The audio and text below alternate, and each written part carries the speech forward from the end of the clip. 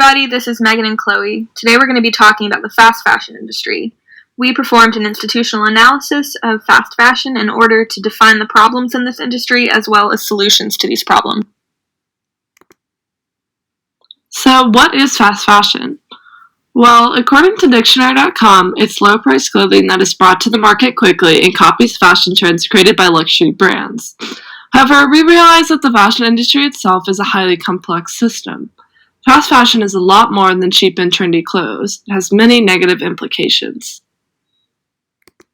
So what exactly is so bad about fast fashion? Well, first and foremost, the clothing itself is not designed to be long-lasting. Because this clothing has such a short shelf life, it quickly ends up in our landfills where the synthetic fibers it's made of will not decay because they're not biodegradable.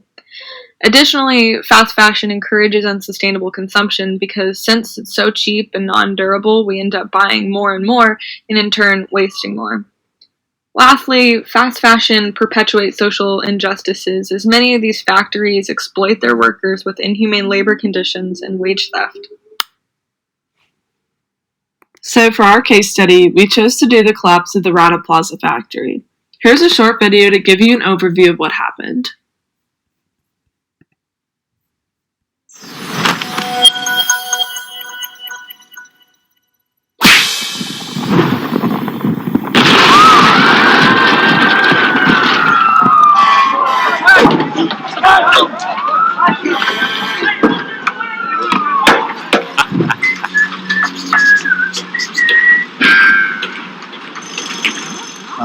What? No. So that short clip gives just a little bit of an introduction into the Rana Plaza incident, but it only touches briefly on perhaps the most unfortunate aspect of this collapse, which is that it was completely avoidable. So when the building was first being constructed, the mayor knew the building did not meet regulations, but approved its construction anyway. Additionally, the factory owner himself was well aware that the building wasn't safe, but continued operations. There were large generators in this building that would violently shake when turned on, and over time this caused cracks in the building. In fact, the day of the collapse, an engineer came into Rana Plaza to inspect some of the cracks, and he insisted that the owner send workers home. However, he refused. Later that day, the factory collapsed. So at face value, Rana Plaza was a horrible incident where many lives were needlessly lost, but there are some deeper issues feeding into this case study. Firstly, the Rana Plaza collapse was not the first of its kind. Just 5 months prior, another clothing factory in Bangladesh called Tazreen Fashions collapsed as well. American and European companies face a lot of backlash because they employ labor in these low-wage markets.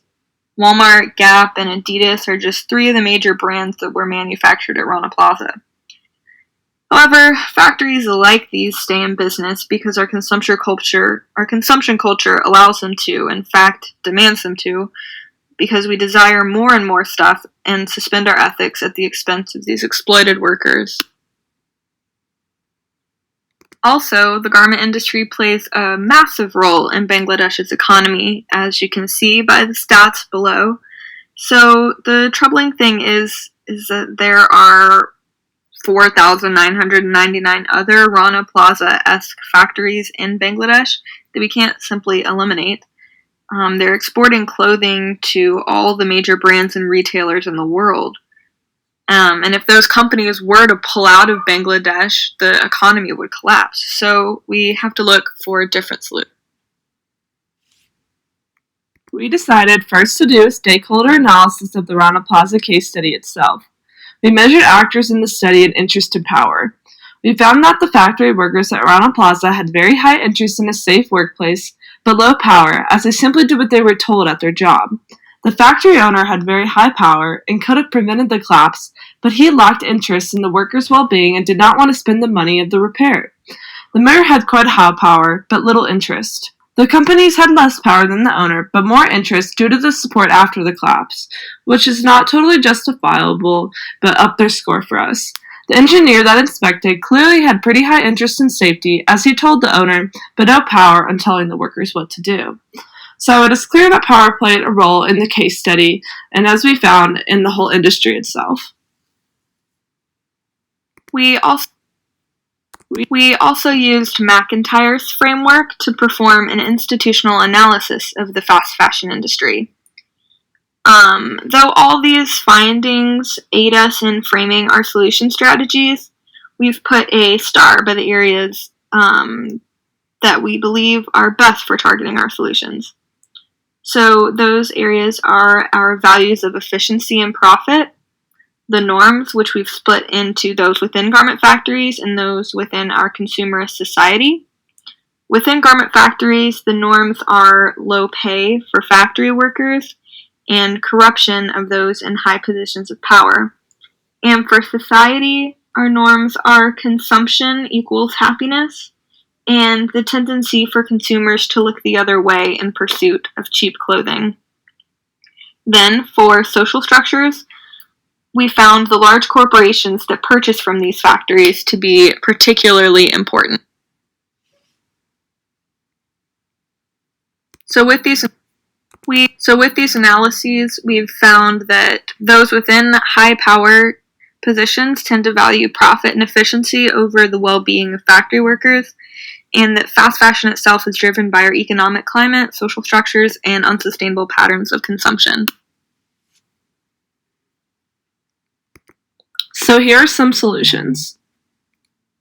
So our first solution is a very important one, and it's a paradigm shift in unsustainable patterns of consumption. As we've noted, there clearly is a problem of mindless consumer behavior and mindless consumption, so we know we need a paradigm shift to change that around. So we thought we could promote the idea of slow fashion and creating a circular fashion chain to see a decrease in the many issues in the industry.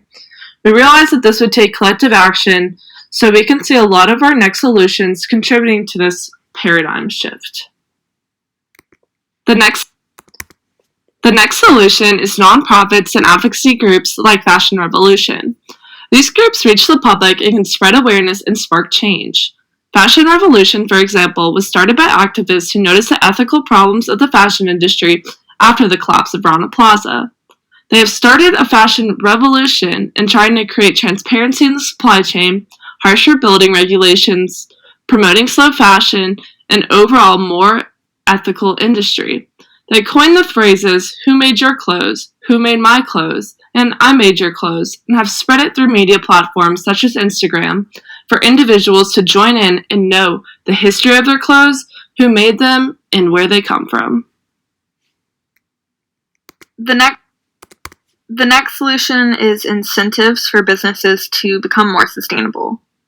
There are many incentives such as tax breaks, government subsidies, and savings from using sustainable practices. For example, in the US, the EPA gives grants to companies that show efforts towards being environmentally conscious.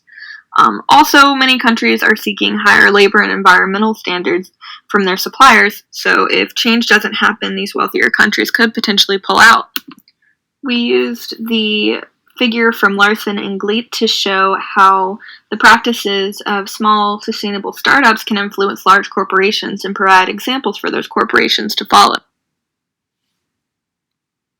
There are also incentives for companies to use metrics like the Higg Index, which help them on their journey towards sustainability by tracking a variety of indicators. It allows companies to easily eliminate potential social and environmental risks that could cost the company money in the long run. LCA is another tool that can be used to track products from creation to disposal. So our last solution is the MSCI database. Databases like MSCI are highly helpful for companies to track their footprint. MSCI measures many indicators of sustainability, which could help with the transition to more sustainable businesses in the industry. If you read the quote above, pulled from their website, progress is already being made, and the MSCI ESG ratings are affecting performance positively. There are many solutions to intervene in the system. It's going to take a lot of action to build a sustainable future for the fashion industry, and a lot of this change needs to be targeted at the institutional level. Rana Plaza, though tragic, was a catalyst for change. And similarly, the changes caused by the current pandemic could be a perfect place to amp up these changes that need to be seen in the fashion industry. So in the word There So in the words of Fashion Revolution, who made your clothes?